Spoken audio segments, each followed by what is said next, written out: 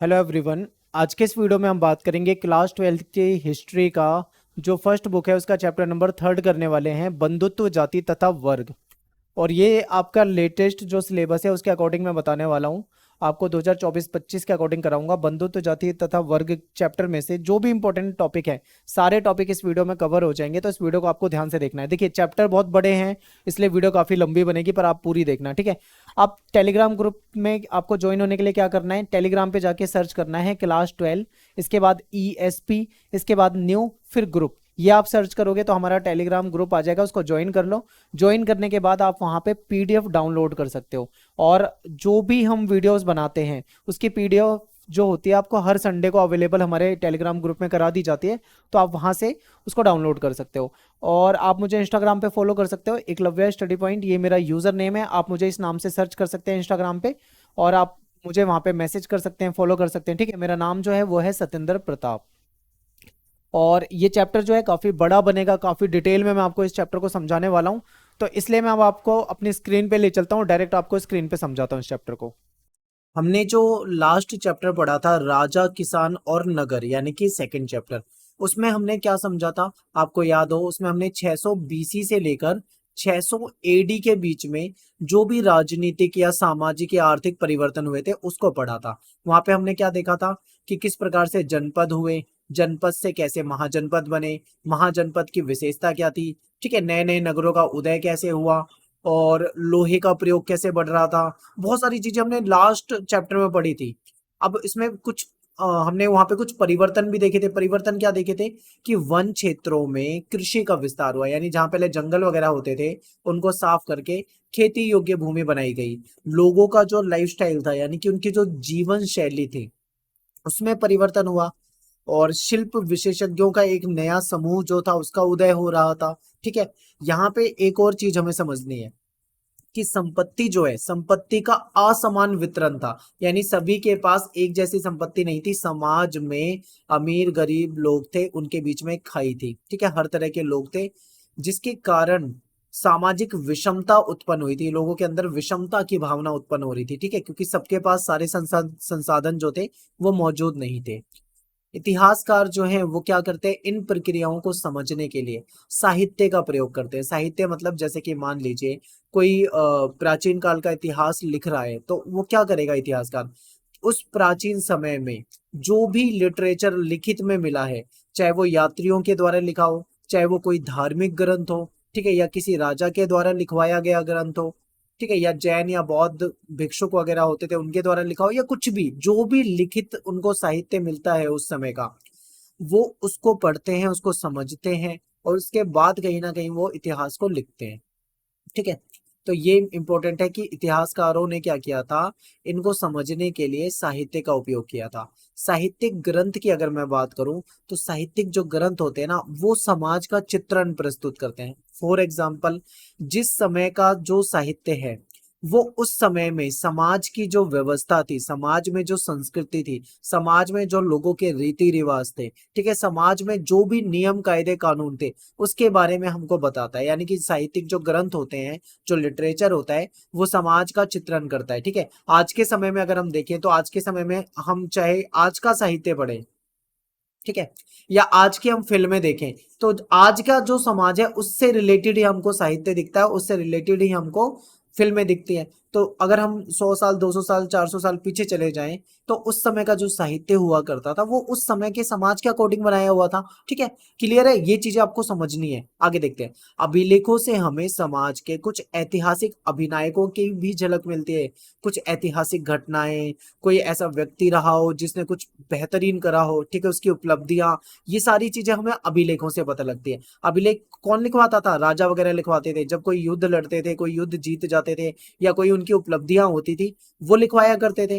तो ये इंपॉर्टेंट है, ये भी आपको याद रखना है। ये बेसिक इंट्रोडक्शन है, ठीक है। आगे मैं आपको चलाता हूँ, ले चलता हूँ इंपॉर्टेंट टॉपिक पे। अब देखिए, हर ग्रंथ, चाहे कोई भी ग्रंथ हो या कोई भी अभिलेख हो, वो किसी समुदाय विशेष के दृष्टिकोण से ही लिखा जाता है हमेशा।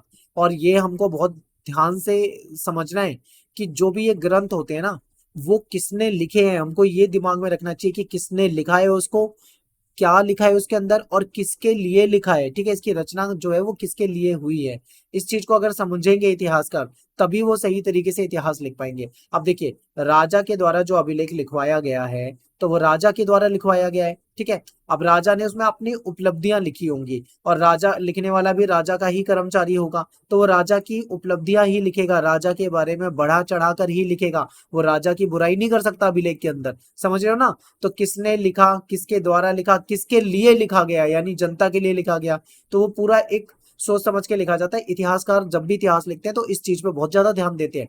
और इसके अलावा इन ग्रंथों की जो रचना होती है ना उसमें कौन सी भाषा का इस्तेमाल किया गया है, देखो क्योंकि भाषा जो है वो समय के साथ भाषा में बदलाव होता है। जैसे कि मैं आपको समझाऊं, आप प्राचीन इतिहास की तरफ जाओगे, ठीक है, जब आप वैदिक युग की तरफ जाओगे तो आपको भाषा क्या दिखेगी, सबसे पहले होती थी आपकी वैदिक संस्कृत, ठीक है, पहले कौन सी भाषा होती थी, वैदिक संस्कृत। इसी संस्कृत में वेद लिखे गए थे, लेकिन उसके बाद इस संस्कृत में परिवर्तन किया गया, ठीक है, इसका संस्कार कर दिया गया और बाद में बनी लौकिक संस्कृत। जो बाद में जो कथाएं आई हैं, ठीक है, पुराण वगैरह जो थे वो लौकिक संस्कृत में लिखे गए थे। फिर उसके बाद कौन सी भाषा आई, पाली आई, ठीक है, पाली के बाद फिर प्राकृत आई, फिर अपभ्रंश आया, अपभ्रंश अवहट, उसके बाद जो आधुनिक हिंदी, आप तो हिंदी बोल देते हो सीधा, ये हिंदी आज के समय में ऐसी है लेकिन प्राचीन समय में नहीं थी। पहले वैदिक संस्कृत होती थी, फिर लौकिक संस्कृत हुई, फिर पाली, फिर प्राकृत, फिर अपभ्रंश, फिर अवहट, फिर हिंदी, ये पूरा एक क्रम था,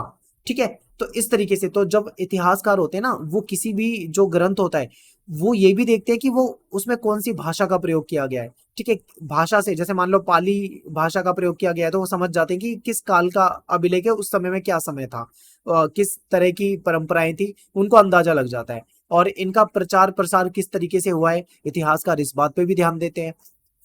अब आगे देखते हैं महाभारत ग्रंथ को, क्योंकि ये जो चैप्टर है ना इसमें एक मेन टॉपिक महाभारत का भी है और यहाँ से क्वेश्चन भी बनता है। तो सबसे पहले महाभारत ग्रंथ के बारे में थोड़ा सा ना एक बेसिक इंट्रोडक्शन देख लेते हैं। देखिए, महाभारत जो है वो दुनिया का सबसे बड़ा महाकाव्य है, यानी कि महाभारत से बड़ा महाकाव्य पूरी दुनिया में कहीं नहीं है, ठीक है, ये इंपॉर्टेंट है। इसके बाद क्या है, महाभारत जो है इसमें 1 लाख से अधिक श्लोक है। आप सोचो 1 लाख प्लस इसके अंदर श्लोक है, इतने ज्यादा इसके अंदर श्लोक हैं, 1 लाख से ज्यादा, तो कितना बड़ा होगा, कितना विशाल होगा, आप अंदाजा लगा सकते हैं। आज के समय में देखिए हम इसको महाभारत बोलते हैं, लेकिन इसका पहले नाम महाभारत नहीं होता था, पहले इसको जय संहिता कहा जाता था, ठीक है, यानी महाभारत का पुराना नाम क्या है, जय संहिता।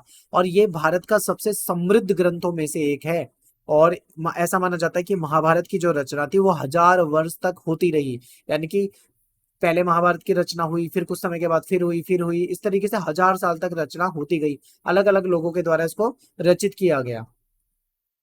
महाभारत से उस समय के समाज की स्थिति के बारे में हमको पता लगता है कि जिस समय की ये महाभारत है उस समय में समाज की क्या स्थिति थी, ठीक है, समाज में क्या नियम थे, समाज में किस प्रकार की व्यवस्था थी, समाज में क्या संस्कृति, क्या लोगों के तौर तरीके होते थे, ठीक है, ये सारी चीजें हमें पता लगती है। यानी कि महाभारत उस समय में समाज की स्थिति बता देता है हमको, और क्या बता देता है, उस समय में समाज में क्या नियम थे।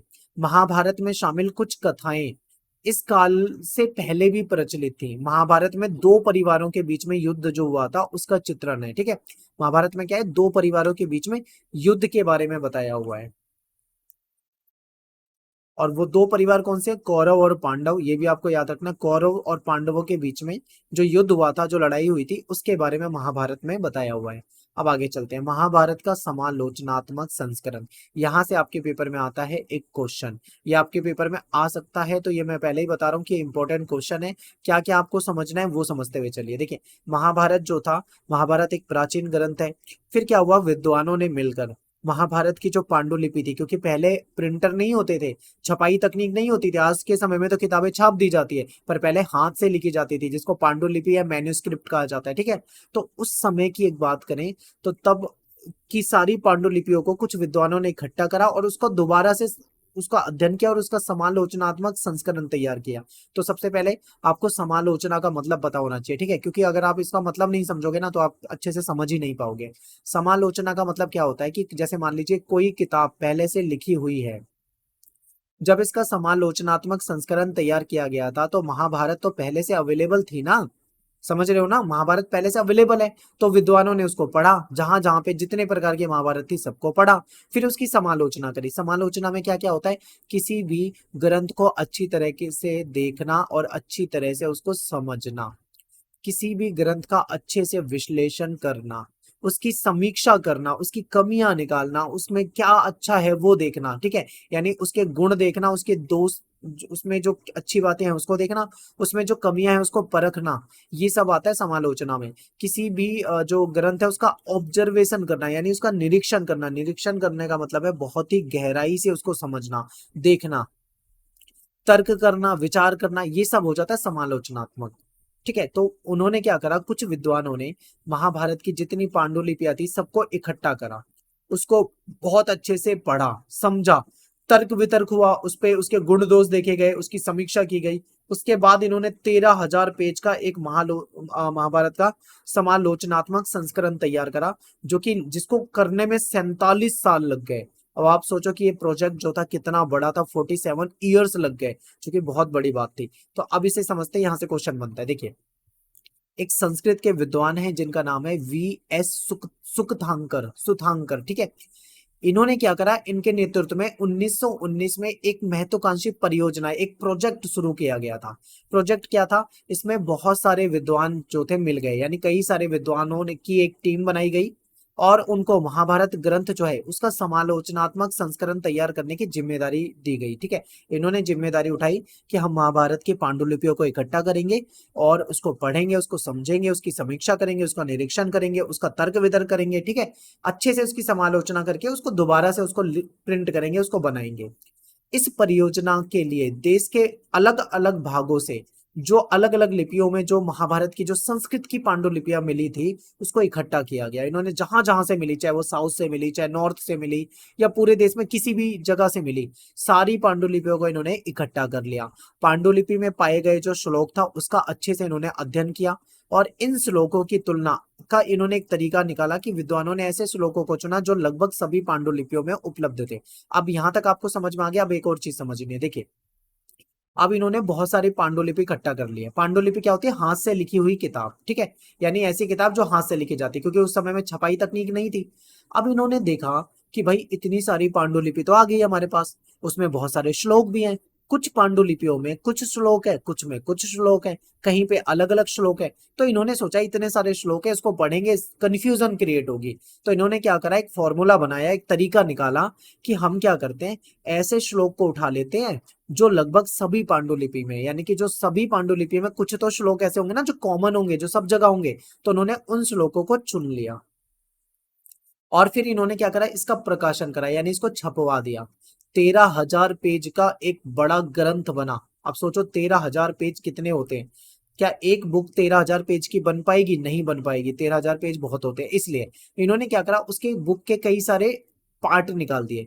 पार्ट यानी खंड, खंड एक, खंड दो, खंड तीन, खंड चार, यानी पार्ट में डिवाइड कर दिया। अब क्या है, वो 13,000 पेज कम हो गए, क्योंकि धीरे धीरे उन्होंने उसको पार्ट्स में डिवाइड कर दिया।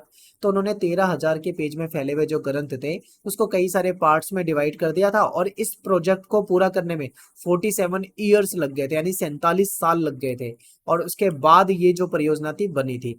अब ये मतलब ये परियोजना कामयाब हुई थी, और इन्होंने ये महाभारत का समालोचनात्मक संस्करण तैयार कर दिया था। यहां तक क्लियर है? अब देखो इसमें दो बातें सामने आई। वो दो बातें कौन सी है, सबसे पहले वो समझना है। सबसे पहली बात क्या थी कि इन्होंने एक चीज देखी, क्या देखा कि चाहे उत्तर भारत हो, उत्तर भारत में कश्मीर से लेके नेपाल से लेकर दक्षिण भारत के कन्याकुमारी, केरल तक, तमिलनाडु तक, ठीक है, हर तरफ जहां पे भी वो जा रहे हैं, तो सभी पांडुलिपियां जो मिली है उसमें कुछ ना कुछ समानता है। यानी कि चाहे ऊपर से यानी उत्तर से मिली हो, चाहे दक्षिण से मिली हो, ठीक है, कहीं से भी कोई भी पांडुलिपि मिली हो, सभी जगह इनको कुछ चीजें कॉमन मिल गई, कुछ समानता मिल गई। एक तो ये चीज मिली, ठीक है। दूसरी इनको क्या महत्वपूर्ण बात दिखी, ये दिखी कि कुछ शताब्दियों के दौरान, जैसे ही मतलब 100-150 साल बीतते हैं, उसके बाद क्या होता है कि महाभारत में कई क्षेत्रीय भिन्नता नजर आती है, यानी कुछ लोकल जो भिन्नता थी, क्षेत्रीय मतलब कुछ क्षेत्र विशेष की भिन्नता उसके अंदर दिखाई दी गई। तो ये इन्होंने देखा, तो इसीलिए इन्होंने क्या करा, इसको संकलन करा, ये जो क्षेत्रीय विभेद थे इन्होंने इसका भी संकलन करा और इसको परिशिष्ट के रूप में डाल दिया अलग से। और 13,000 पेज में से आधे पेज में देखें तो ये प्रभेद है, यानी अलग अलग जगह से जो चीजें दिख रही है वो इन्होंने डाली थी, वो आधे पेज में तो यही देखने को मिल जाता है। ठीक है, यहां तक हमने समझ लिया। अब आगे देखते हैं, अगला टॉपिक है बंधुता एवं विवाह। अब देखेंगे बंधुता एवं विवाह। ठीक है, इसमें देखते हैं सबसे पहले परिवार को समझते हैं, क्योंकि परिवार एक महत्वपूर्ण टॉपिक है आपके इसमें चैप्टर में। पारिवारिक महत्व देखते हैं। देखिए, परिवार जो होता है ना, वो समाज की एक सबसे इंपॉर्टेंट संस्था है। परिवार क्या है? एक महत्वपूर्ण संस्था है। और संस्कृत के ग्रंथों में परिवार के लिए क्या शब्द यूज किया जाता है? कुल। यानी संस्कृत के ग्रंथों में कुल यूज किया जाता है किसके लिए? परिवार के लिए। सभी परिवार जो होते थे वो एक जैसे नहीं होते थे। विभिन्न परिवारों में सदस्यों की जो संख्या होती थी वो वो अलग हो सकती थी। उनका एक दूसरे से जो रिश्ता है वो भी अलग हो सकता था। और क्रियाकलाप जो होते हैं वो भी अलग अलग हो सकते हैं। ठीक है, जरूरी नहीं है कि दो परिवार एक जैसे हो। जैसे आप अपने उदाहरण से समझ लो, आपका एक परिवार होगा, आपकी एक फैमिली होगी, आपके पड़ोस में रहने वाले व्यक्ति होंगे, उनकी फैमिली होगी। ठीक है, पड़ोस में बहुत सारे लोग हैं, सभी की फैमिली आप देखोगे सभी जो होते हैं एक दूसरे से अलग होते हैं। ठीक है, किसी परिवार में दो बच्चे हैं, किसी में चार हो सकते हैं। ठीक है, किसी का कोई काम हो सकता है, किसी का कोई काम हो सकता है, तो सब में डिफरेंस होता है, वही यहाँ पे बताया गया है आपको। एक ही परिवार के जो लोग होते थे वो भोजन और अन्य संसाधन जो होता था उसको आपस में मिल बांट कर इस्तेमाल करते थे। जैसे हम भी अपने परिवार में मिल बांट कर खाते पीते हैं। ठीक है, इस तरीके से इस्तेमाल करते थे। लोग जो है वो अपने परिवार में मिलजुल कर रहते थे। परिवार एक बड़े समूह का हिस्सा था। इन्हें संबंधी कहा जाता था। परिवार में जो बड़ा समूह होता था इसको क्या कहा जाता था? संबंधी। यानी एक दूसरे के संबंधी है। और इनके लिए एक और शब्द यूज किया जाता था कई बार, जाति समूह शब्द का इस्तेमाल भी इनके लिए किया जाता था। देखिए, कुछ परिवार ऐसे होते थे जहाँ पे जो जैसे हमारे कजन होते हैं ना, कजन होते हैं भाई बहन, यानी चाचा के बच्चे, चचेरे भाई बहन या मौसेरे भाई बहन, इनसे भी कुछ परिवारों में खून का रिश्ता माना जाता था, जबकि ये दूर के रिश्ते में होते हैं। ठीक है, लेकिन फिर भी इनमें कुछ परिवारों में इनको खून का रिश्ता ही कहा जाता था।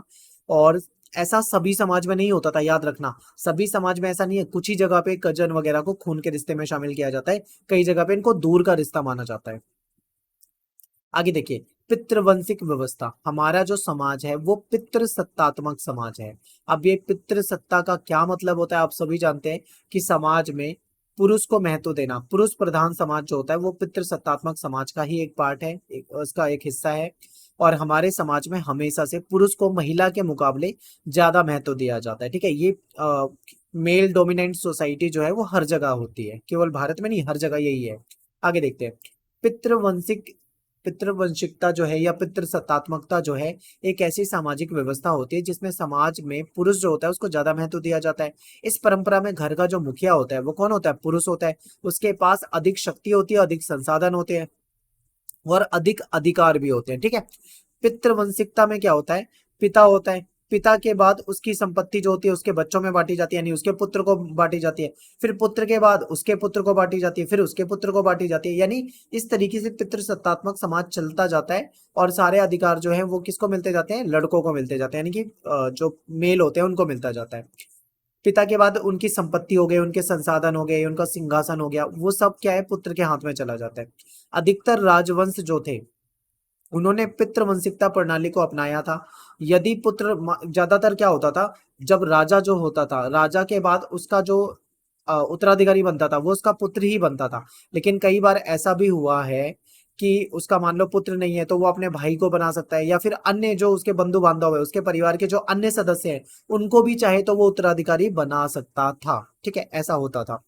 कुछ विशेष परिस्थितियों में अगर हम देखें तो वहां पे महिला को भी सत्ता दी जा सकती है। कुछ विशेष, प्रभावती गुप्त वगैरह कुछ ऐसे एग्जाम्पल हैं आगे। ठीक है, उसको हम देखेंगे।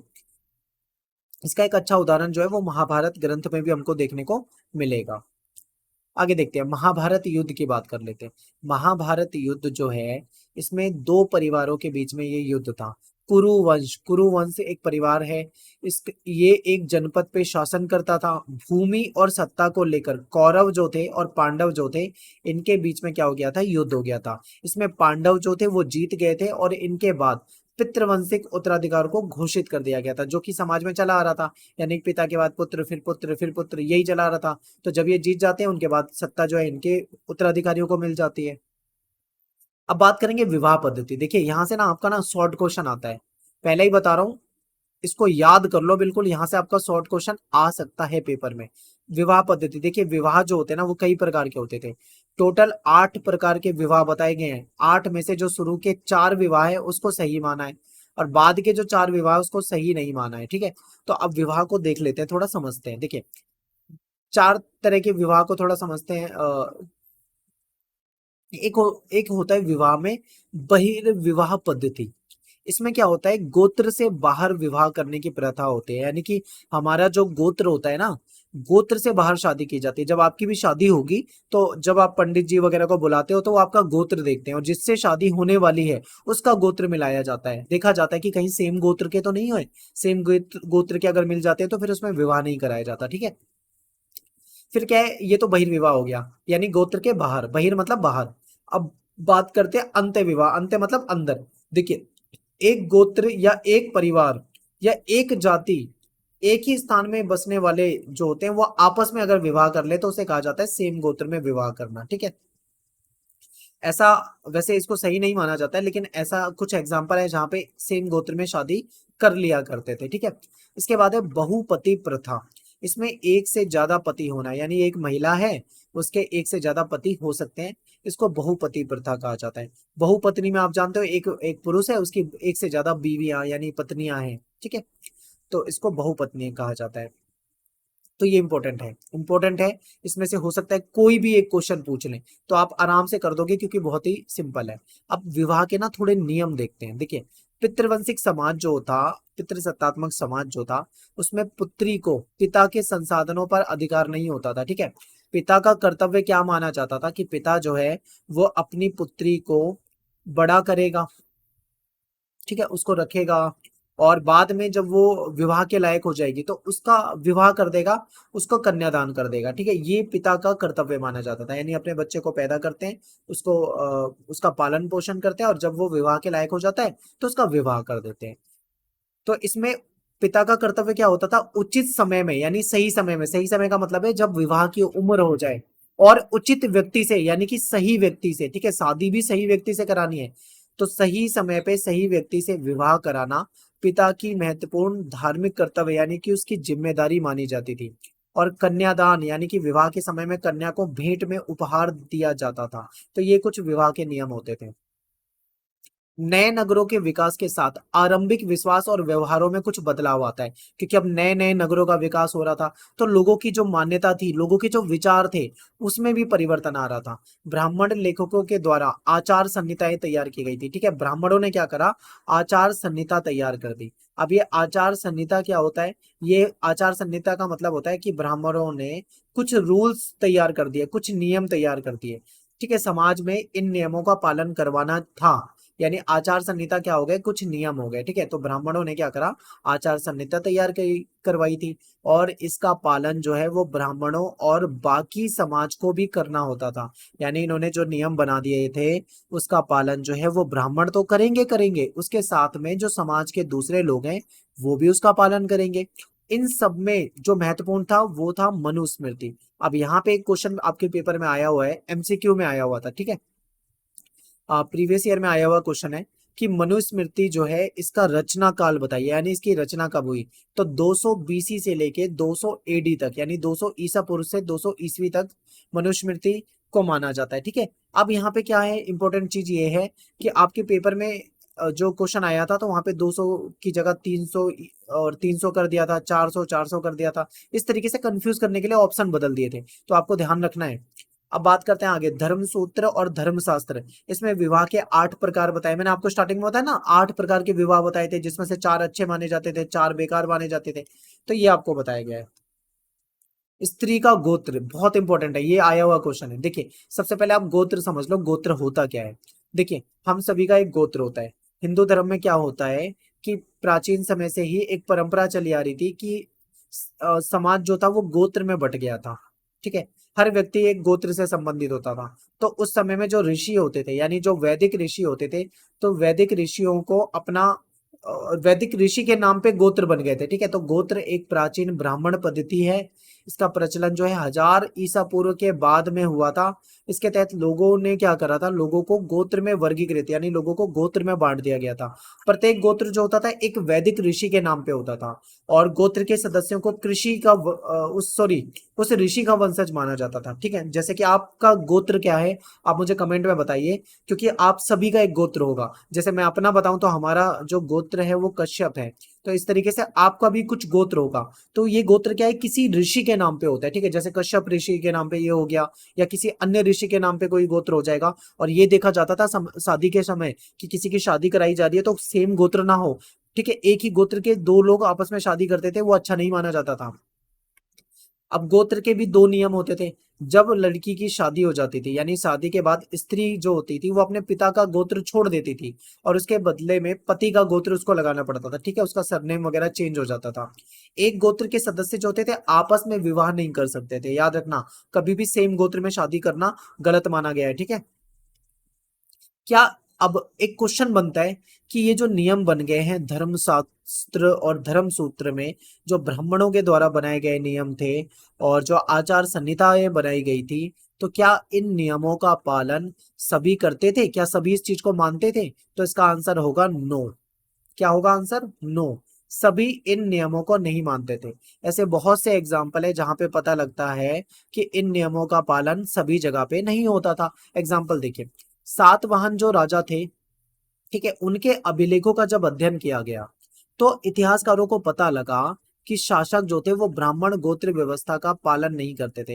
यानी ब्राह्मणों की जो गोत्र व्यवस्था थी उसका पालन जो था, ये जो सातवाहन राजा थे ये नहीं करते थे। इतिहासकारों ने इसके लिए एग्जाम्पल भी दे रखा है कि सातवाहन राजाओं से विवाह करने वाली जो उनकी पत्नी होती थी, महिला जो होती थी जिससे विवाह होता था, उसके नामों का विश्लेषण किया, उनके नामों को जब देखा गया तो पता लगा कि उनका नाम जो है गौतम या फिर वशिष्ठ गोत्र से उद्भव थे, गौतम या वशिष्ठ गोत्र से निकले थे, जो कि उनके पिता का गोत्र होता था। इससे पता चलता है कि विवाह के बाद अपने पति का गोत्र नहीं अपनाया। अब देखिए, अभी हमने रूल क्या पढ़ा था, हमने रूल ये पढ़ा था कि जो स्त्री होती है शादी से पहले तो वो पिता का गोत्र लगाती है, ये पढ़ा था। लेकिन जब स्त्री की शादी हो जाती है यानी कि जब उसका विवाह हो जाता है तो वो स्त्री जो होती है वो किसका गोत्र लगाती है? अपने पति का, यानी पिता के बाद किसका लगाती है? वो पति का। लेकिन जो सातवाहन राजा थे इनके में हमें पता लगा कि भाई ये तो पति का गोत्र नहीं लगा रहे हैं, तो पिता का ही गोत्र मान रहे हैं। तो यहाँ पे हमें क्या पता लगा कि ये जो ब्राह्मणों के नियम थे इसका पालन जो था वो सब लोग नहीं करते थे। ठीक है,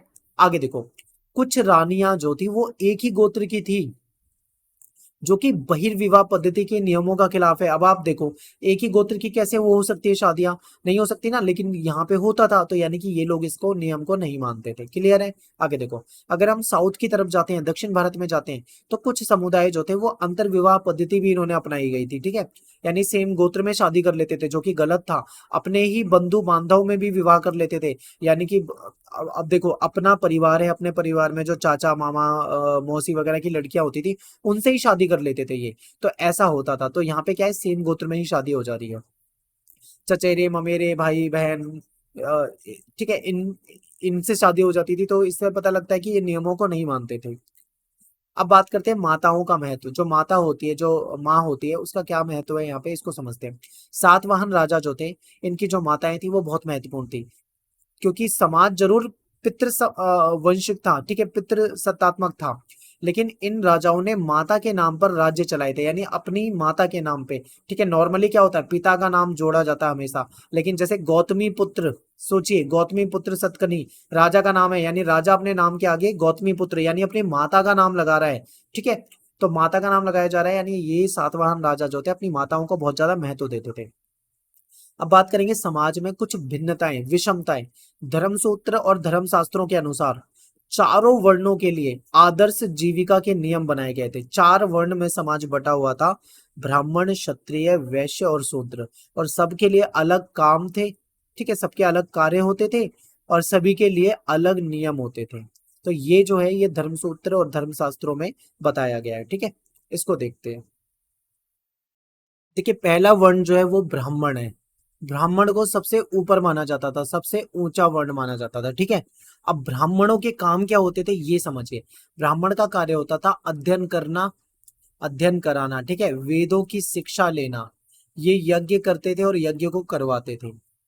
दान लेना दान देना ब्राह्मणों का काम होता था। इसके बाद आ जाता है हमारा सेकंड वन, जो कि क्षत्रिय होता है। क्षत्रिय जो होते थे ये क्या करते थे, राज करते थे, यानी ये राजा होते थे।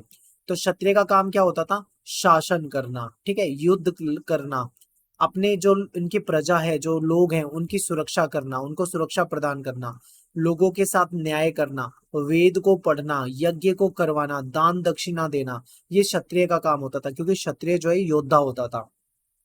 फिर है वैश्य। वैश्य का काम क्या होता था, खेती करना, पशुपालन करना, गौ पालन करना, व्यापार करना, ये सब वैश्य के काम होते थे। फिर फोर्थ नंबर पे आ जाता है शूद्र। शूद्र का काम जो होता है वो क्या होता था, ठीक है, शूद्र का काम होता था ये जो तीन वर्ण है, ब्राह्मण क्षत्रिय वैश्य, इन तीनों वर्णों की सेवा करना। तो ये धर्म सूत्र और धर्म शास्त्र में चारों वर्णों के लिए उनकी जीविका बताई गई है और उनके लिए जो नियम थे वो बताए गए हैं, ठीक है। तो ये क्लियर हो गया। अब देखते हैं आगे। देखिए जो ब्राह्मण थे, ब्राह्मण वर्ण जो था ये व्यवस्था की उत्पत्ति को दैवीय व्यवस्था मानता था। ब्राह्मण कहता था कि ये जो वर्ण व्यवस्था है ना, ये हमने नहीं बनाई, ये ईश्वर ने बनाई है। दैवीय का मतलब क्या है, ईश्वर ने, भगवान ने ही वर्ण व्यवस्था बना के भेजा है। आगे देखते हैं। ब्राह्मण शासक जो थे, ब्राह्मण जो थे वो शासकों को यानी कि राजाओं को उपदेश देते थे। क्या उपदेश देते थे, कि शासक जो है वो इस व्यवस्था को, यानी जो ये वर्ण व्यवस्था है, इसके जो नियम है उसका पालन अपने राज्य में करवाए। अब देखिए, राजा जो है, राजा होता है वो शासक होता है, वो अपना राज्य चलाता है, लेकिन हर राजा के पास एक ब्राह्मण होता है जिसको वो ब्राह्मण देव कहता है। ब्राह्मण जो होता है उसके, आप किसी भी महाभारत देख लो, रामायण देख लो, हर राजा के पास एक ब्राह्मण होता है, और वो ब्राह्मण क्या करता था, राजपाट में सलाह भी देता था और नियमों के बारे में बताता था। अगर राजा कोई गलती कर रहा है, राजा कोई गलत फैसला लेने जा रहा है, तो ब्राह्मण जो होते थे वो सचेत भी करते थे, ठीक है, ये होता था। तो ब्राह्मणों ने राजाओं को उपदेश दिया कि ये जो वर्ण व्यवस्था है इसका पालन करवाओ और इसके नियमों का पालन जो है अपने अपने राज्य में करवाओ। ब्राह्मणों ने लोगों को ये विश्वास दिलाने का प्रयास किया कि उनकी प्रतिष्ठा जो होती है ना, वो जन्म पे आधारित है, ठीक है, ये जन्म पे आधारित प्रतिष्ठा मानते थे। यानी हमारा जन्म जिस परिवार में हुआ है उसी आधार पे हमारी प्रतिष्ठा होती है, कर्म पे नहीं है, याद रखिए, जन्म पे आधारित मान रहे हैं, कर्म पे आधारित नहीं मान रहे। अब एक क्वेश्चन आता है आपके पेपर में, बहुत ज्यादा पूछा जाता है, क्या सदैव क्षत्रिय ही राजा होते थे। यानी कि हमने देखा है कि क्षत्रिय का काम होता है राजा बनना, शासन करना। क्या ऐसा होता था कि हमेशा क्षत्रिय ही राजा बनते थे, या जितने भी राजा बने हैं वो हमेशा क्षत्रिय हुए हैं, क्या ऐसा होता है। तो ये क्वेश्चन आता है पेपर में, देखते हैं। तो इसका आंसर मैं आपको सीधा सीधा एक शब्द में बताऊं तो इसका आंसर है नो, यानी कि नहीं, हमेशा क्षत्रिय ही राजा नहीं बनते थे। बहुत सारे राजा ऐसे हुए हैं जो कि क्षत्रिय नहीं थे लेकिन फिर भी राजा थे, शासन किया उन्होंने, ठीक है। देखते हैं शास्त्र क्या कहते हैं। शास्त्र कहते हैं कि केवल क्षत्रिय जो है वो ही राजा बन सकता है, लेकिन वास्तव में कई शासक ऐसे थे जो क्षत्रिय नहीं थे लेकिन फिर भी राजा बने हुए थे, ठीक है। ये आपको याद रखना है कौन कौन से राजा ऐसे हैं। तो सबसे पहले इसका एग्जाम्पल है चंद्रगुप्त मौर्य, जिन्होंने मौर्य साम्राज्य की स्थापना की थी। ये मौर्य वंश के संस्थापक थे, और बौद्ध ग्रंथ जो है वो इनको क्षत्रिय कहता है। अब देखो, बौद्ध जो है वो तो इनको कहते हैं कि ये क्षत्रिय है, लेकिन ब्राह्मण जो ग्रंथ है वो उसको क्षत्रिय नहीं बताते, वो तो कहते हैं ये निम्न कुल का है, यानी नीची जाति का है, ठीक है। तो यहाँ पे बौद्ध और ब्राह्मण इनके बीच में विवाद है, लेकिन ये ऐसा ही माना जाता है कि चंद्रगुप्त मौर्य जो था ये निचली जाति से था, ठीक है। तो एक एग्जाम्पल हो गया। एक और एग्जाम्पल देखिए, जो शुंग है, शुंग हो गया या कम हो गए, ये मौर्य के उत्तराधिकारी थे, ये ब्राह्मण थे। अब देखो, ये ब्राह्मण होकर भी ये क्या करते थे, शासन करते थे। इंपॉर्टेंट है ना, ब्राह्मण होकर भी इन्होंने शासन किया। नेक्स्ट देखिए, अगर हम शक शासकों की बात करें तो ये मध्य एशिया से आए थे, और ये बर्बर जाति से थे और विदेशी थे, लेकिन इन्होंने भी शासन किया, तो ये क्षत्रिय थोड़ी थे। तो अगर कोई ये पूछे कि क्या हमेशा क्षत्रिय ही राजा बनते थे, तो आपका जवाब होगा नो। और एग्जाम्पल में आप क्या बताओगे, ये कुछ राजाओं के एग्जाम्पल आप दे सकते हो, ठीक है। अगला है सातवाहन शासक, इसको समझते हैं। सातवाहन शासक जो थे, जिसमें गौतमी पुत्र श्री सतकर्णी जो है, ये अपने आप को अनूठा ब्राह्मण बताता। देखिए ये भी ब्राह्मण है और राजा है, तो यानी कि यहाँ पे भी उस नियम का पालन नहीं हो रहा है। अब यहाँ पे समझिए, इसने अपने आप को अनूठा ब्राह्मण बता दिया कि मैं अनूठा ब्राह्मण हूं और मैं क्षत्रियों का हनन करने वाला हूं, यानी जितने भी क्षत्रिय हैं मैं उनको मारूंगा, उनका हनन करूंगा, उनको खत्म करूंगा, ऐसा इसने अपने आप को बताया। जबकि ब्राह्मण ग्रंथों के अनुसार राजा जो था वो केवल क्षत्रिय ही बन सकता था, लेकिन ऐसे बहुत से एग्जाम्पल हैं जहां पे ऐसा नहीं मिला है। ठीक है, ये 4 वर्णों की मर्यादा बनाए रखने का दावा करते थे, लेकिन अंतर विवाह पद्धति का पालन करते थे। इस प्रकार ये साबित होता है कि हमेशा क्षत्रिय जो थे वो राजा नहीं बनते थे, और धर्मसूत्र और धर्मशास्त्रों का पालन हमेशा नहीं होता था। ठीक है, क्लियर हो गया। आगे देखो, जो राजनीतिक सत्ता का उपभोग कर सकता था वो व्यक्ति समर्थन और संसाधन जुटा सकता था, वो आराम से राजा बन सकता था। यानी कि जो राजनीतिक रूप से सक्षम है, जो व्यक्ति ताकतवर है, ठीक है, जो व्यक्ति सत्ता जुटा सकता है, जो व्यक्ति शासन कर सकता है, वो राजा बन सकता है। जरूरी नहीं है कि वो क्षत्रिय होना चाहिए। इसके बाद एक टॉपिक है जाति वाला, यानी जाति और सामाजिक गतिशीलता। जाति जो थी वो जन्म पे आधारित होती थी, जो व्यक्ति जिस घर में जन्म लेता है, ठीक है, उसके माता पिता की जो जाति है वही जाति उसकी रहती थी। वर्ण की संख्या 4 थी। अब वर्ण जो थे वो केवल 4 थे, ब्राह्मण, क्षत्रिय, वैश्य और शूद्र। लेकिन जाति जो थी इसकी कोई निश्चित संख्या नहीं थी, जाति सैकड़ों हो सकती थी। ठीक है, जब ब्राह्मण व्यवस्था यानी वर्ण व्यवस्था में कुछ नए समुदाय से इनका आमना सामना होता है, यानी कुछ ऐसे समुदाय जो चारों वर्णों में नहीं रखे जा सकते, ना तो ब्राह्मण है, ना ही वो क्षत्रिय है, ना ही वो वैश्य है और ना ही शूद्र है। अब क्या करें बताओ, वो चारों वर्णों में नहीं आता, तो ऐसे में इन्होंने क्या करा, इनको जातियों में बांट दिया। यानी वर्ण जो था, वर्ण में जो नहीं आ पाया उसको क्या करा इन्होंने, जाति में बांट दिया। ठीक है, ये इंपॉर्टेंट है। जैसे निषाद हो गए, सुवर्णकार हो गए, ये एक ही जाति के लोग जीविका के लिए एक ही जैसे कार्य करते थे, तो इन्होंने इसको अलग कैटेगरी में रख दिया था। उपमहाद्वीप की विविधताओं से भरा हुआ था, जो हमारा भारतीय उपमहाद्वीप है ये विविधताओं से भरा हुआ है। यहाँ पे ऐसे समुदाय भी रहते थे जो ब्राह्मण व्यवस्था को नहीं मानते थे। संस्कृत साहित्य में ऐसे समुदाय को क्या बोला, ऐसे समुदाय को विचित्र बोला गया है, इनको असभ्य बताया गया, इनको बर्बर बताया गया, इनको जंगली बताया गया है। ठीक है, जो लोग ब्राह्मण व्यवस्था को नहीं मानते थे उनके बारे में उनको संस्कृत साहित्यों में विचित्र, असभ्य, बर्बर कहा जाता है। तो पेपर में अगर 1 नंबर के क्वेश्चन में पूछे तो आप बता सकते हैं। ठीक है, इसका एग्जाम्पल आपके सामने है। जंगल में बसने वाले लोग, जो लोग शिकार करते थे, कंदमूल खाते थे, उन लोगों को निषाद कहा जाता था। यानी ये क्या थे, निषाद वर्ग के थे। एकलव्य जो है वो भी इसी वर्ग का था। ठीक है, ये भी जंगल में ही रहता था और इसी वर्ग का था। तो ऐसे लोगों को विचित्र, असभ्य, बर्बर या जंगली कहा जाता है। ठीक है, अब एक टॉपिक है यहाँ पे यायावार पशुपालक। जो यायावार पशुपालक थे इनको भी ऐसा ही समझा जाता था। ठीक है, ये संस्कृत नहीं बोलते थे, संस्कृत भाषी नहीं थे, इनको मलेच्छ कहकर हीन दृष्टि से देखा जाता था। अब ये यायावार का मतलब क्या होता है, यायावार का मतलब होता है खाना बदोश। खाना बदोश कौन होते हैं, ऐसे व्यक्ति जो एक जगह पे परमानेंट निवास नहीं करते। यानी ये पशुपालक थे, अपने पशुओं को पालते थे, कभी कहीं रहते थे, 6 महीने बाद ये कहीं और चले जाएंगे पशुओं को लेके, 6 महीने बंजारों जैसी जिंदगी जीते थे। ठीक है, फिर 6 महीने बाद कहीं और चले जाएंगे, फिर ये कहीं और चले जाएंगे, ऐसे ही ये करते रहेंगे आपस में। तो ऐसे लोगों को मलेच्छ कहा जाता था। अब बात करते हैं चारों वर्णों के परे अधीनता के ऊपर।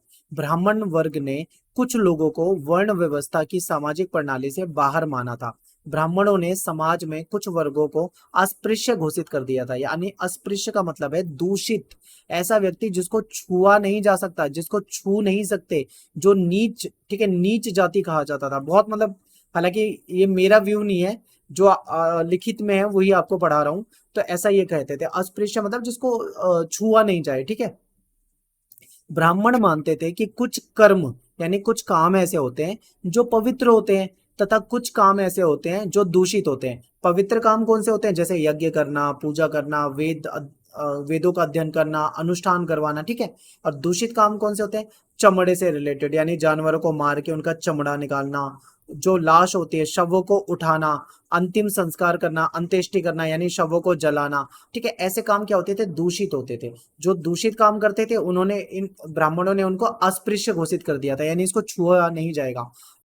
ठीक है, चांडाल जो थे इनको वर्ण व्यवस्था में समाज में सबसे नीचे के स्तर पे रखा गया था। ब्राह्मणों का ये कहना है कि चांडालों को छूना, छूना तो बहुत दूर की बात है, अगर चांडाल को देख भी लिया तो वो हम अपवित्र हो जाएंगे, ठीक है। यानी उनको छूना और देखना बहुत गलत माना जाता था ब्राह्मणों के अनुसार।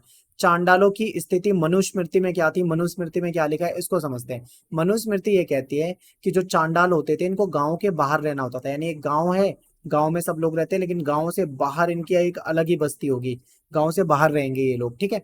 और ये लोग फेंके हुए बर्तन, जो बर्तन फेंक दिए जाते हैं उसका इस्तेमाल करते थे। ये लोग क्या करते थे, जो लोगों मरे हुए लोग होते हैं उनके कपड़े पहनते थे, और लोहे के जो आभूषण होते हैं उसको पहना करते थे, ठीक है। रात में गांव और नगर में इनको चलने की कोई अनुमति नहीं थी, रात के समय ये नहीं चल सकते थे। इसके अलावा मरे हुए लोगों का जो अंतिम संस्कार होता है वो करने का भी काम इन्हीं का होता था, यानी अंत्येष्टि का काम करवाते थे।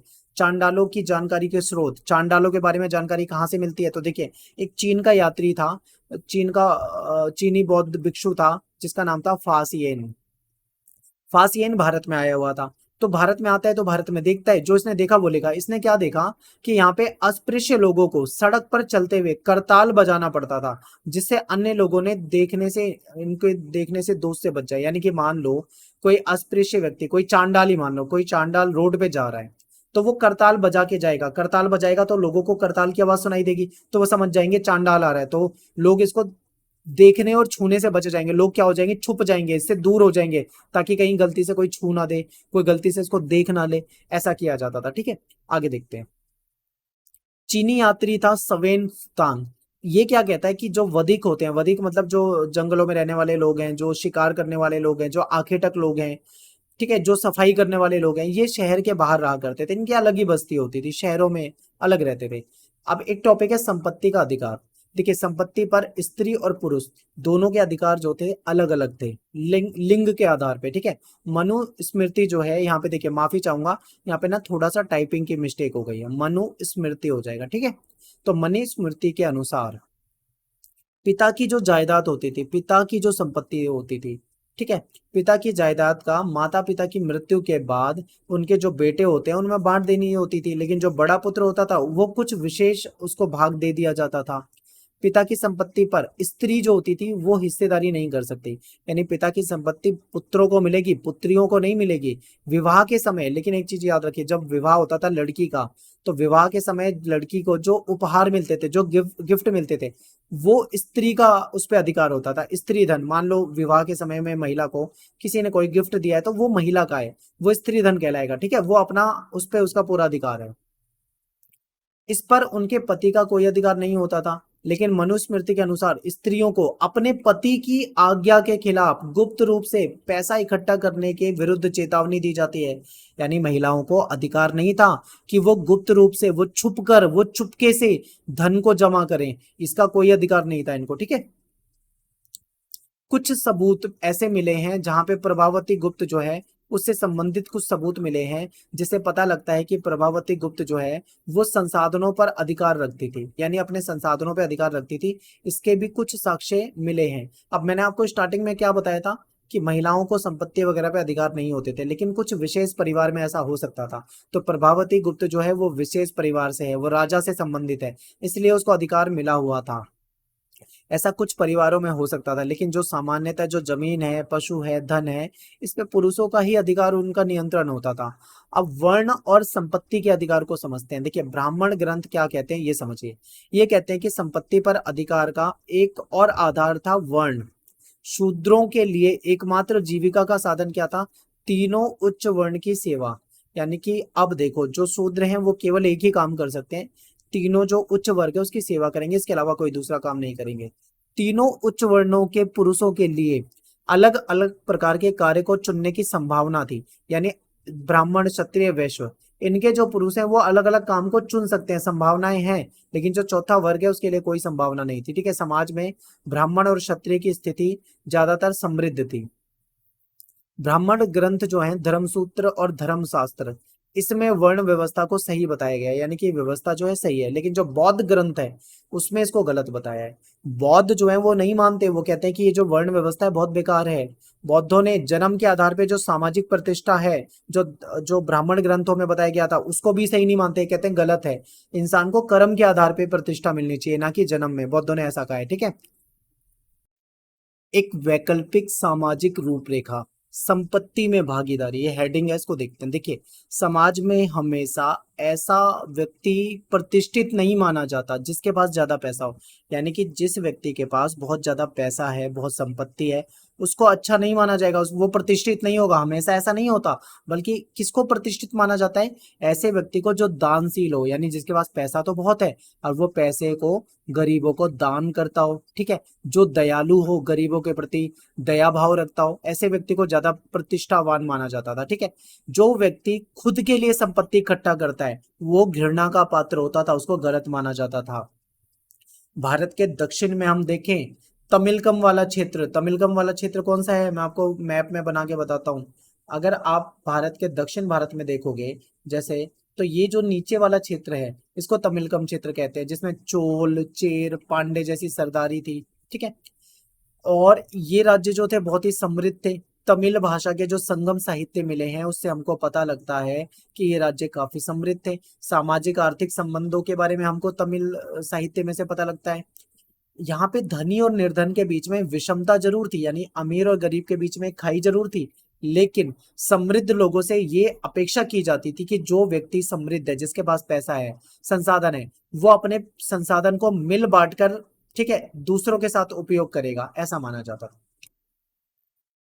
अगला टॉपिक है एक सामाजिक अनुबंध, बौद्ध धर्म की अवधारणा। अब देखो, बौद्ध धर्म जो है ये लोग बिल्कुल डिफरेंट मानते थे। ये क्या था, इनका एक ग्रंथ है जिसका नाम है सुत्त पिटक।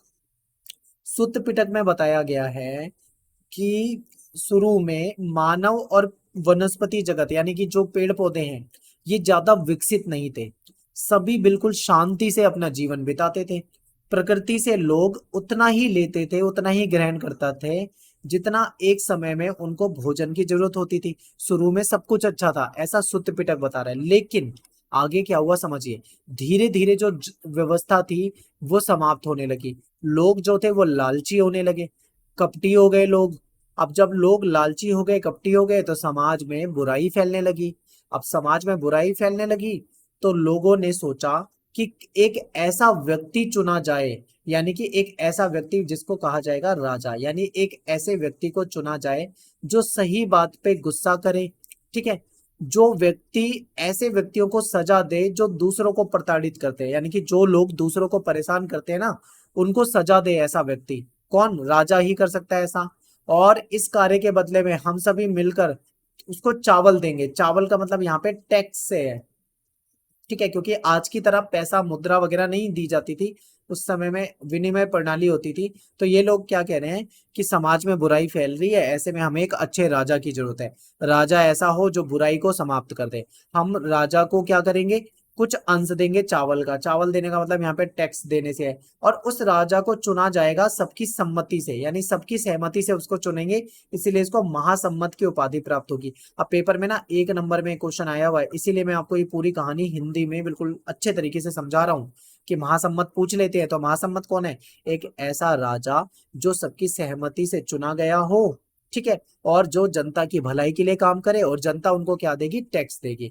यानी कि राजा की इस सेवा के बदले में जनता जो है उनको टैक्स देती थी। इससे ये प्रतीत होता है कि मनुष्य ने खुद ही ये व्यवस्था बनाई थी और इसके लिए खुद ही जिम्मेदार था। भविष्य में अगर उसको लगेगा, मनुष्य को, कि राजा गलत है, राजा सही से काम नहीं कर रहा, राजा लालची हो गया है, तो वो उसको बदल भी सकते हैं, यानी कि उसको, उस व्यवस्था को बदल भी सकते हैं। अगला टॉपिक है साहित्यिक स्रोतों का इस्तेमाल, इतिहासकार और महाभारत।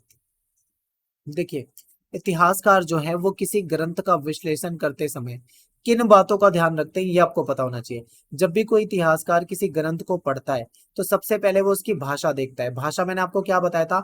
अलग अलग काल में अलग अलग भाषा थी। वापिस से याद करो, मैंने बताया था सबसे पहले वैदिक संस्कृत थी, ठीक है, फिर कौन सी भाषा आई? लौकिक संस्कृत आई, फिर पाली भाषा आई, फिर प्राकृत भाषा आई, फिर अपभ्रंश भाषा आई, अवहट भी इसको कहा जाता था, फिर आधुनिक हिंदी जो आज के समय में हम बोलते हैं। तो कौन सा ग्रंथ किस भाषा में लिखा गया है तो उससे पता लग जाता है वो किस काल का ग्रंथ है। क्लियर है? फिर इसके बाद ग्रंथ का प्रकार। ग्रंथ कई प्रकार के होते हैं, कुछ में आख्यान होता है, ठीक है, कुछ कहानी वाले होते हैं, कुछ ग्रंथ जो होते हैं वो मंत्र वाले होते हैं, कई तरह के ग्रंथ हो सकते हैं। तो ग्रंथ किस प्रकार का है, यानी टाइप्स देखा जाता है, टाइप्स ऑफ, ठीक है, वो जो लिटरेचर है वो देखा जाता है। लेखक का दृष्टिकोण यानी उसको लिखने वाला कौन है, उस लेखक का क्या दृष्टिकोण है, क्या नजरिया है, उसको देखा जाता है। श्रोता यानी कोई भी ग्रंथ कोई भी लिटरेचर लिखा जाता है तो उसकी एक ऑडियंस होती है, किसी के लिए लिखा जाता है, यानी कि जो लिख रहा है उसको कोई ना कोई पढ़ेगा, तो श्रोता कौन है उसके, इसको भी ध्यान रखा जाता है। फिर रचना का काल यानी किस समय में लिखा गया है उसको भी ध्यान में रखा जाता है, और रचना भूमि यानी किस जगह पे लिखा गया है इसको भी ध्यान रखा जाता है। ये पॉइंट होते हैं। अब मैं इसको थोड़ा थोड़ा एक्सप्लेन कर देता हूँ। यानी भाषा, इतिहासकार जो है वो ग्रंथ की भाषा पे ज्यादा ध्यान देते हैं, यानी वो पाली प्राकृत तमिल कौन सी भाषा में है, आम लोगों की भाषा है या संस्कृत भाषा में लिखा हुआ है। संस्कृत जो थी वो पुरोहित और खास वर्ग की भाषा थी, कौन सी भाषा में लिखा गया है उससे अंदाजा लगा लेते हैं। फिर ग्रंथ का प्रकार क्या है, ग्रंथ कहीं जो मंत्र कथा वाला है जिसे लोग पढ़ और सुन सकते हैं वो वाला ग्रंथ है, ठीक है, या अनुष्ठानकर्ता के द्वारा पढ़े जाने वाले उच्चारित किए जाने वाले मंत्र हैं उसके अंदर, या कहानी है उसमें क्या है वो देखा जाता है। लेखक का दृष्टिकोण, क्योंकि लेखक कौन है वो कैसे लिख रहा है उसका क्या नजरिया है इसको भी देखा जाता है। श्रोता यानी किसके लिए लिखा जा रहा है, श्रोता को भी ध्यान में रखा जाता है, क्योंकि कोई भी जो लिखता है तो वो श्रोता को ध्यान में रख के लिखता है, ठीक है। रचना काल, किस काल की रचना है, कब लिखा जा रहा है, किस समय की रचना है, ठीक है, किस जगह पे वो लिखी गई रचना है, इसका इसी से इतिहासकार जो है वो इतिहास का पुनर्निर्माण कर पाते हैं, अगर उनको रचना भूमि के बारे में पता लग जाता है, ठीक है। तो ये चीजें इतिहासकार देखते हैं। फिर भाषा और विषय वस्तु, आपको पता है महाभारत जो है उसका जो हम इस्तेमाल कर रहे हैं वो संस्कृत भाषा में लिखा हुआ है। महाभारत की जो संस्कृत भाषा है वो वेदों और जो प्रशस्ति है उसकी भाषा से अलग है। देखिए वेदों की जो भाषा थी ना, वेद की जो भाषा थी, वेद में वैदिक संस्कृत का इस्तेमाल किया गया है जो बहुत टफ होती थी, टफ का मतलब है काफी कठिन होती थी।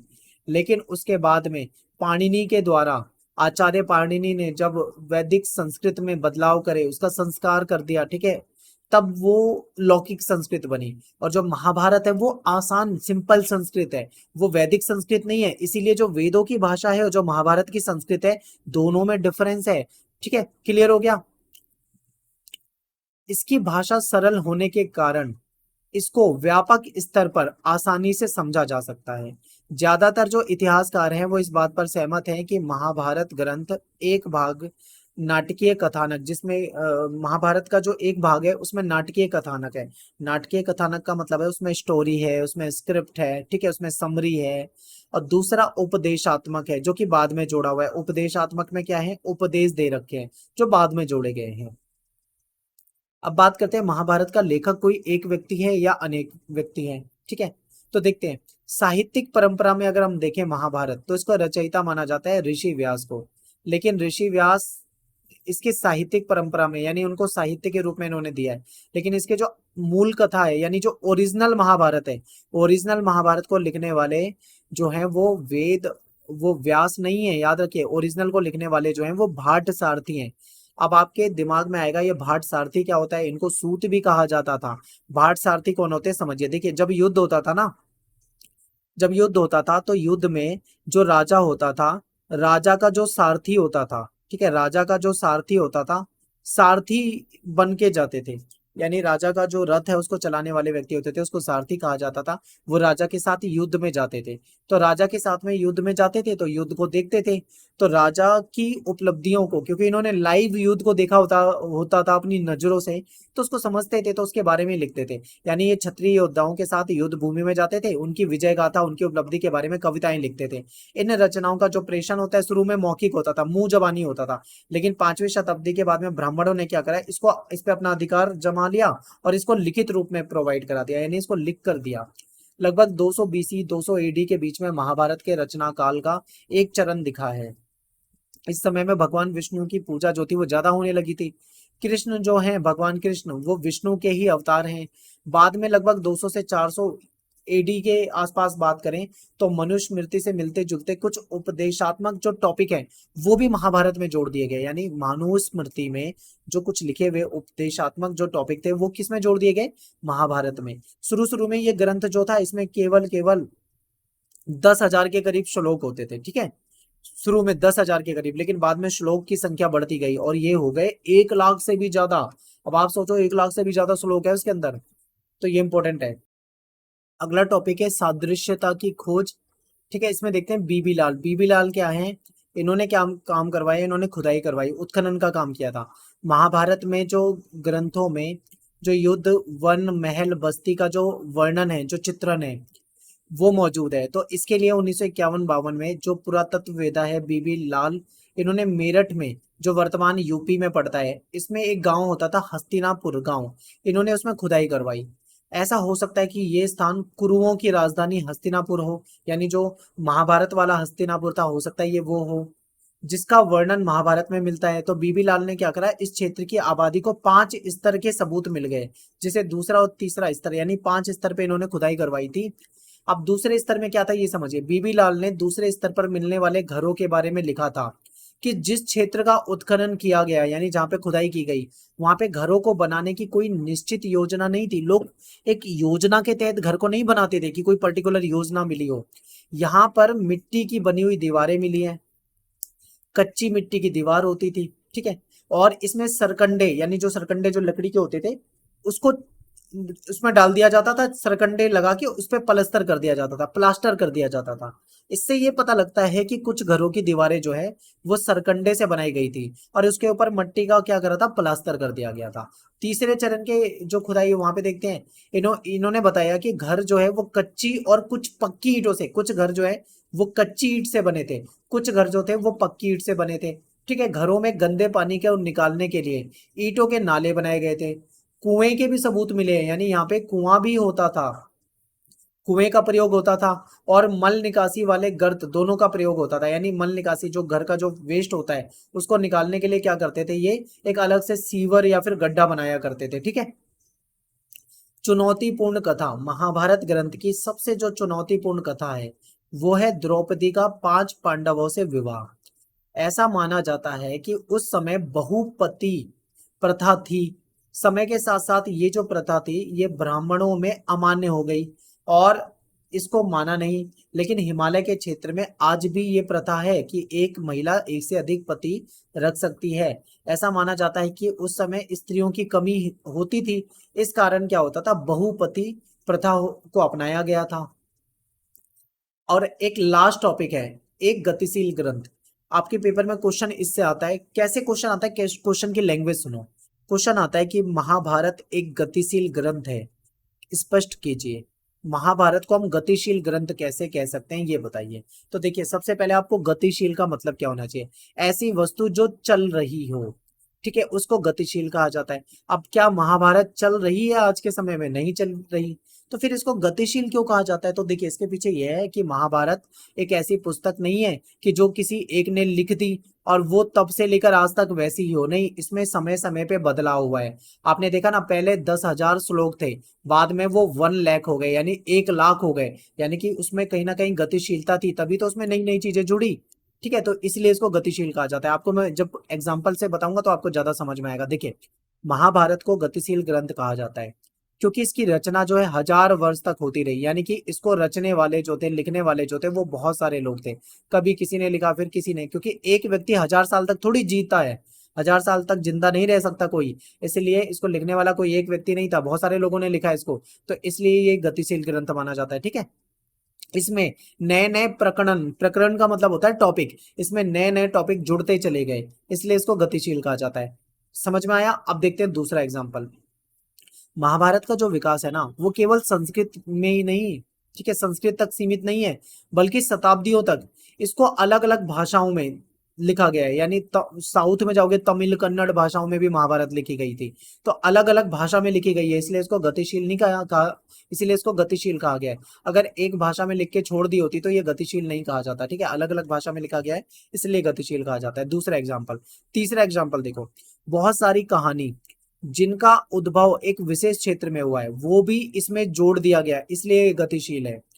इसमें मूर्तिकला और चित्रों को भी दर्शाया गया है, इसमें नाटक और नृत्य कला के विषय भी जोड़े गए, इसलिए इसको गतिशील कहा जाता है, ठीक है। तो आई होप आपको समझ में आया होगा, उम्मीद करता हूँ आपको बढ़िया तरीके से समझ में आया होगा। मिलते हैं आपसे नेक्स्ट वीडियो में। Thanks for watching. जय हिंद, जय भारत। वीडियो को लाइक जरूर कर दें, सभी से रिक्वेस्ट है कमेंट जरूर करें, ठीक है, शेयर कर दें। मिलते हैं नेक्स्ट वीडियो में। Thanks for watching. जय हिंद, जय भारत।